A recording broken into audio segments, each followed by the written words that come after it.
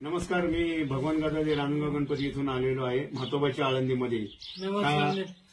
काही दिवसापूर्वी मी 3 महिन्यापूर्वी माझ्या मुलाचा मित्र निलेश खटाटे यांना अमृत दिलं होतं. त्यांना ब्रेन स्ट्रोकचा त्रास होता आणि ब्रेन स्ट्रोक झाल्यानंतर त्यांना पॅरालिसचा अटॅक आला.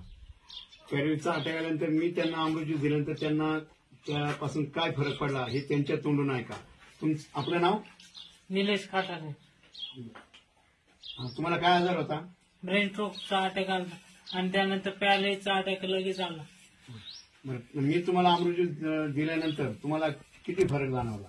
खूप फरक जाणवला. पहिल्यांदा मी अडकत बोलायचा, आता मी चांगलं बोलतोय. तर पुढच्यानं कळत काय बोलतो. पहिल्यांदा काहीच कळत नव्हतं आणि आता बोलतोय त्याच्यापेक्षा अडकत बोलत होतो. पहिले हात असा पहिल्यांदा हात पर असं उचलता येत नाही. आता असं बघा किती उचल.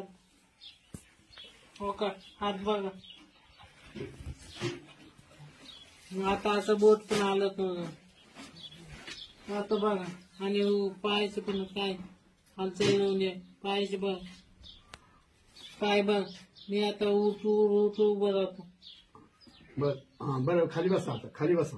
धन्यवाद. बरं, पायलट मित्रांनो, हे आपल्या रियांश कंपनीच्या अमृत ज्यूसचा केवढा मोठा रिझल्ट आपण निलेश खटाटे यांच्या तोंडून ऐकला. बरं निलेश खटाटे, तुम्ही हे अमृत ज्यूस तुम्हाला दिलं होतं, तुम्ही आता लोकांना काय सांगता?